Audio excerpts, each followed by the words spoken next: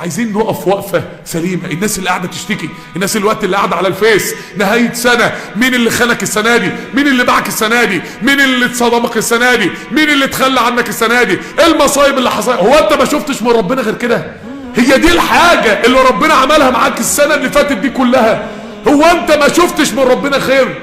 طول ما انت بتبص البصة دي عمرك ما تعيش سعيد، لان ربنا بيدي للانسان اللي ظنه بالله حسن، للانسان اللي راضي عن الله، للانسان اللي بيثني على عطاء الله سبحانه وتعالى. نحن قسمنا بينهم معيشتهم فرضا. بقى ارضى بالباكج على بعضها، ارضى بالاسم على بعضها، ارضى بالعيشة على بعضها. لان لو ربنا ادخل عليك ابتلاء واحد من ابتلاءات غيرك لقدر عليك كل ما انت فيه.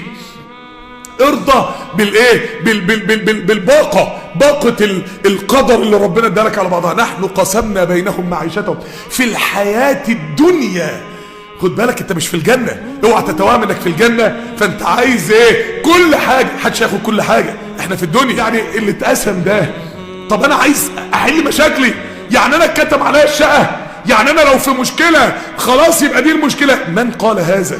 الله سبحانه وتعالى جعل الطاعة من اسباب زيادة الرزق وزيادة الاسمة، وجعل المعصية من اسباب نقص الاسمة. الطاعة انك انت تطيع. قال رسول الله صلى الله عليه وسلم: الجنة اقرب الى احدكم من شراك نعله.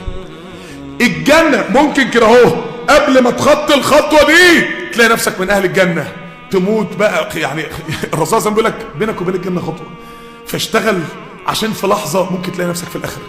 طب الجنة دي هي قمة السعادة وقمة الفرحة وقمة العطاء. اذا كان بينك وبين قمة الوجود في الفرحة والسعادة والعطاء خطوة، يبقى مشاكل الدنيا اللي اقل من دي بكتير مش بينك وبين حلها خطوة. يبقى سعادة الدنيا مش بينك وبينها خطوة. زي ما النبي عليه الصلاة والسلام يقول: اذا سألتم الله فاسألوه الفردوس الاعلى. انا ما اقدرش بعمل اجيب الفردوس الاعلى، انما بكلمة يا رب ارزقنا الفردوس الاعلى ممكن تجيب الفردوس الاعلى.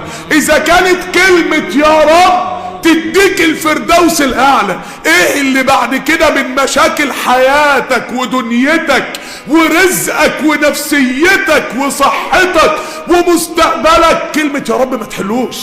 اذا كانت كلمة يا رب بتديك قصر سقفه عرش الرحمن، ما تدكش شقة في الدنيا تتجوز فيها. اذا كان بينك وبين قصور الفردوس الاعلى اقرب من شراك النعل، طب بينك وبين انك تتجوز في الدنيا ولا انك تسعد ولا ان مرضك يشفى، ربنا قادر يغير اي حاجة. بس الله يقول: انا عند ظن عبدي بي فليظن عبدي بي ما شاء. انت اللي بتحدد، انت اللي بتحدد ربنا يعاملك ازاي. قال تعالى: ان علينا للهدى. عايز هدى عنده بس.